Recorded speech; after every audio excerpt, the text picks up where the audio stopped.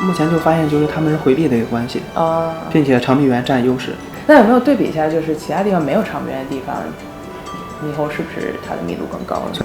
这个季节问题，它是旱季，旱季本来动物就少，所以咱们也对我们下一次数据回收可能会多一些。对，就比如说刚才他说那个修流里面有一些，我在想里面有没有可能更大的一些猛禽，比如说蛇雕、金雕，那会吃，对，它有可能会吃它的幼崽，对，幼崽，长臂猿的幼崽。对。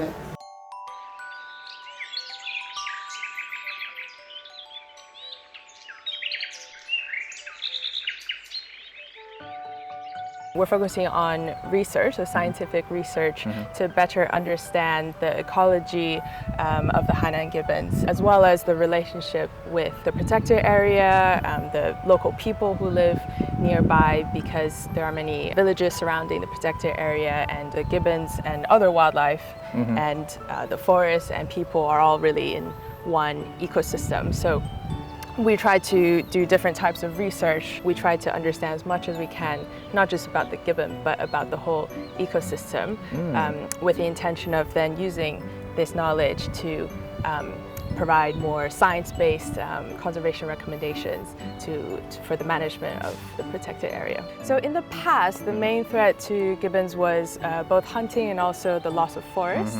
Now both of these factors have pretty much been eliminated, but the kind of limiting factor that gibbons really depend on to increase their numbers and their family groups is good habitat, and the gibbons rely on big trees for eating and for sleeping.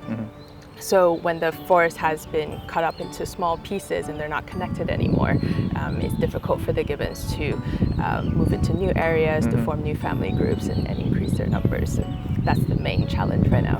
It's a challenge right now. It haven't been improved? It has been slowly, yeah, because there's more projects on reconnecting forest patches, so replanting trees, especially gibbon food trees. So what's the status quo now?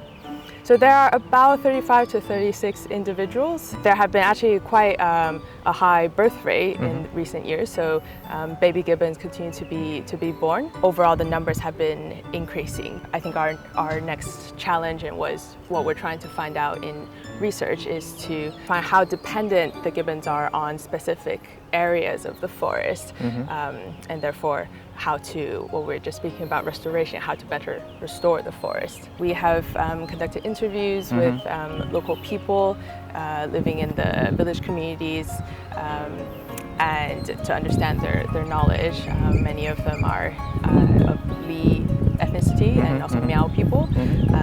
But for the research, we mainly collaborate with Hainan University, also Hainan Normal University, on gibbons, and also try to understand the overall biodiversity of these protected areas, these forests. For next step, do you have any plan? We're continuing several research projects, and we would love to do more capacity building, which means working with students here at Hainan University, for example, doing more exchanges with international organizations, doing workshops with the students.